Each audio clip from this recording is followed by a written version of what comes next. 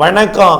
செல்வகுமாரின் அறுவடை, விதைப்பு, பூச்சி விரட்டி அடித்தல், உலர்த்துதல், உப்பளப் பணிகள், செங்கல் சூளை பணிகள், பொது பணிகள், சாலை பணிகள், தூர்வாரும் பணிகள் அனைத்திற்குமான வானிலை ஆய்வறிக்கை 2025 மே 31 சனிக்கிழமை அதிகாலை வானிலை பதிவு. அதிகாரப்பூர்வ வானிலை அறிக்கைக்கு இந்திய வானிலை ஆராய்ச்சித்துறை அறிக்கையை பார்க்கவும். முதலிலே அறுவடை விவசாயிகளுக்கு இடைவெளியும் இருக்கு, சிறு இடையூறும் இருக்கு. அதாவது இன்றைக்கு மழை வாய்ப்பு இல்லை. 31ஆம் தேதி மேற்கு தொடர்ச்சி மழையில் மட்டும்தான். ஓரிடங்களில் இருக்கலாம், அது பரவலாக இருக்காது, எச்சரிக்கை தேவை. ரைட்டு. 1ஆம் தேதி புதுக்கோட்டை, சிவகங்கை, ராமநாதபுரம் மாவட்டங்களில் ஓரிடங்கள்லையும்,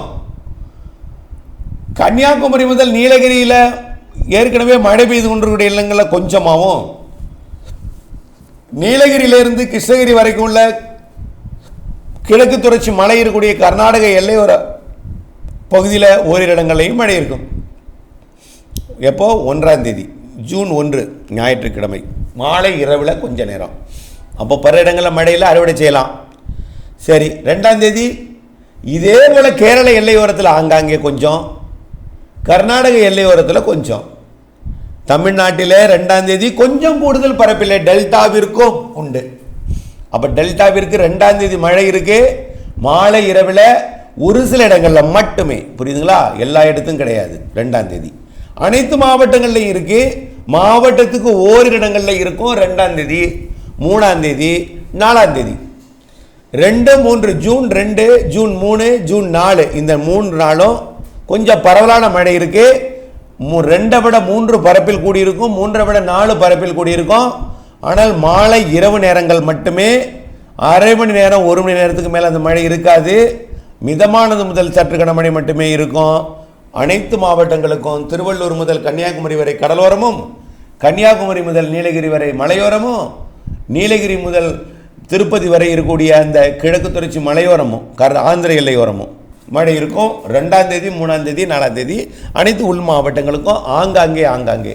அப்போ மாலை இரவு 2ஆம் தேதி, 3ஆம் தேதி, 4ஆம் தேதி மழை இருக்கும் என்பதை நினைவில் கொண்டு திட்டமிட்ட அறுவடை மேற்கொள்ள வேண்டும். புரிஞ்சு போச்சா? ரைட். பூச்சி விரட்டி அடிக்கிறது.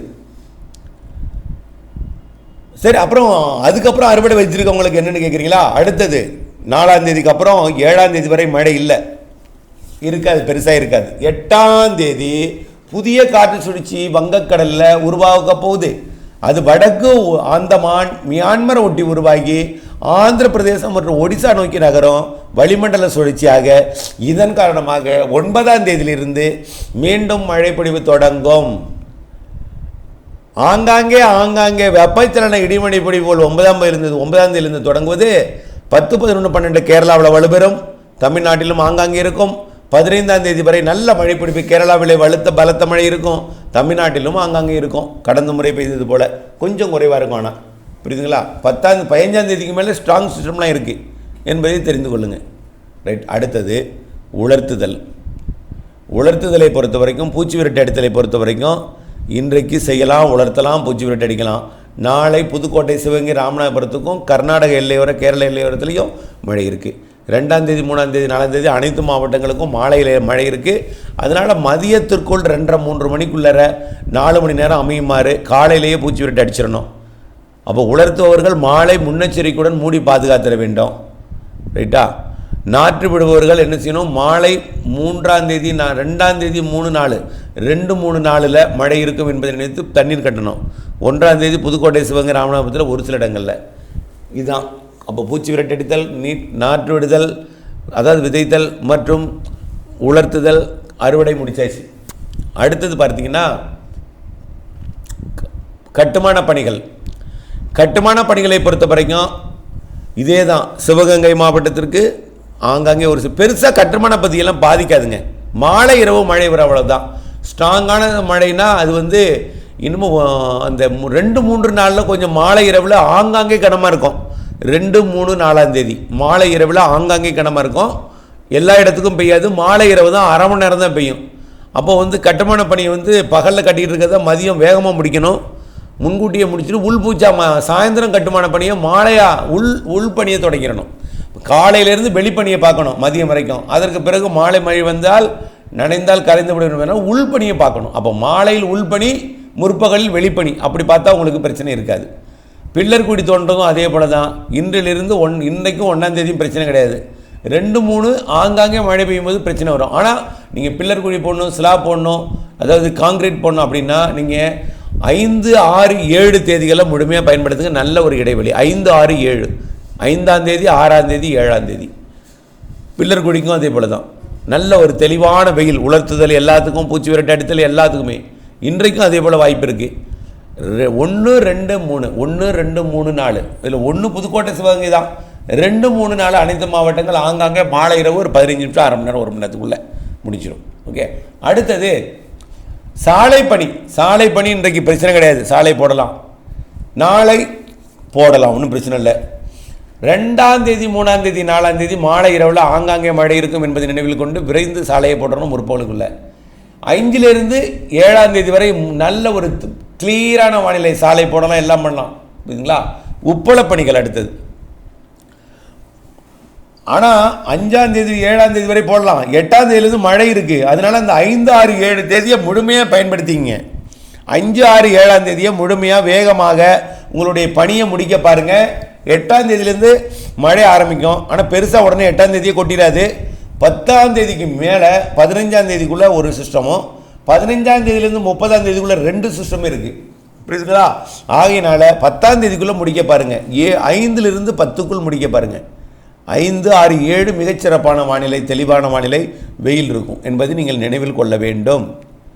அடுத்தது செங்கல் சூளை பணி. செங்கல் சூளை பணி நேற்றைக்கு 2 மணி நேரத்தில் கேட்டு தீயிட்டுட்டீங்க. ஆனால் அந்த நீங்கள் தீயிட்டிருந்தாலும் புதிதாக செங்கல் சூளை பணியை தொடக்கலாம். ஆனால் வரக்கூடிய 10ஆம் தேதிக்குள் இடையிடையே குறுக்கீடுகள் இருக்கும். 3, 4, 5 சரி 2, 3 நாளில் மழை இருக்குது. மாலை இரவு மழை மூடி பாதுகாக்கணும். 5, 6, 7 மழை இருக்காது. நல்ல ஒரு தெளிவான வானம். இதெல்லாம் நீங்கள் நினைவில் கொண்டு நீங்கள் உங்களுடைய பணியை மேற்கொள்ளணும். அடுத்தபடியாக உப்பள பணி. உப்பள பணிக்கு மழை வாய்ப்பு இப்பொழுதுக்கு இல்லை. இப்போது நேற்றுக்கு எதிர்பார்த்த மழை எட்டலை. அது கரம்பக்குடி மற்றும் பேராவூரணி பகுதிகளில் பெய்து விட்டு போயிடுச்சு. ஆனால் இங்கே வரல பெருசாக. அதிராம்பட்டம் வரைக்கும் வந்துச்சு. அடுத்தபடியாக உப்பள பணிகளுக்கு மழைனா 3, 4 தேதிகளில் தெரிகிறது. வேதாரண்ய பகுதி 3ஆம் தேதி, 4ஆம் தேதி. 2ஆம் தேதி வாய்ப்பு குறைவு வேதாரண்யத்துக்கு. 3ஆம் தேதி, 4ஆம் தேதி தெரியுது. அதுக்கு அடுத்தது 10ஆம் தேதி தான். புரியுதுங்களா? இந்த 3ஆம் தேதி, 4ஆம் தேதி மழையும் பெருசாக பாதிக்காது. ஆனால் கொஞ்சம் கனமழையாக இருக்கும் ஆங்காங்கே. அதை கவனத்தில் எடுத்துக்கணும் அந்த தேதியை. அடுத்தது 10ஆம் தேதியிலேருந்து 3 நாளுக்கு அடுத்து 10ஆம் தேதி தான் வேதாரண்யம். 3 நாளுக்கு அடுத்தது 10ஆம் தேதி என்பதை நினைவில் கொள்ளுங்கள். இணைந்தே இருங்கள் அப்டேட்ஸுடன். நன்றி. அடுத்தது பார்த்தீங்கன்னா தூர்வாரும் பணி. மேட்டூர் அணை கடந்த 2 நாட்களுக்கு முன்பு நல்ல ஒரு மழை எதிர்பார்த்திருந்தோம். கபினி நிரம்புன்னு பார்த்தோம். கபினி நிரம்பதுக்குள்ளே மழை நின்று இருக்கு.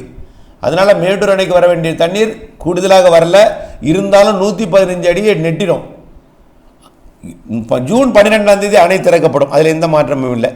முன்கூட்டியே நிரம்பும் என்று எதிர்பார்க்கப்பட்டதில் கொஞ்சம் பின்னடைவு. ஏன்னா 2 நாள் எதிர்பார்த்த அந்த ஸ்ட்ராங், அதாவது முன்கூட்டியே வேகமாக போய் கரை கடந்துருச்சு மேற்கு வங்கதேசத்தில். அதனால் மழையோட தீவிரம் அந்த கடல்லையே இருந்து ஈர்த்தால் கொட்டி இருக்கும், வெள்ளப்பெருக்கு ஏற்படுத்தியிருக்கோம். அந்த நிகழ்வு என்பது வேகமாக போன காரணத்தினால தீவிரம் இல்லாமல் இருந்தது மழை. இன்னும் கொஞ்சம் இருந்தால் 2 நாள் பெஞ்சிருந்தால், 1 நாள் பெஞ்சிருந்தால் நிரம்பியிருக்கும் கபினிலேருந்து உபரி நீர் ஓரளவு அதிகமாக திறந்துருப்பாங்க. 5 அடி தான் மேட்டூருக்கு தேவை, நிரம்பியிருக்கும். அதனால் அது கொஞ்சம் பின்னடைவு. இருந்தாலும் நல்ல நீர்மட்டத்தில் இருக்கிறது. 48 அடி 50 அடியில் இருந்தப்பெல்லாம் கவலைப்பட்டு இருந்தோம். 115 அடிக்கு வந்துருச்சு. அதனால் கவலையப்பட வேண்டாம். தூர்வாரும் பணியை தொடர்ந்து செய்துங்க. ஜூன் 12 உறுதியாக திறக்கப்படுவதில் மாற்றமில்லை. நன்றி.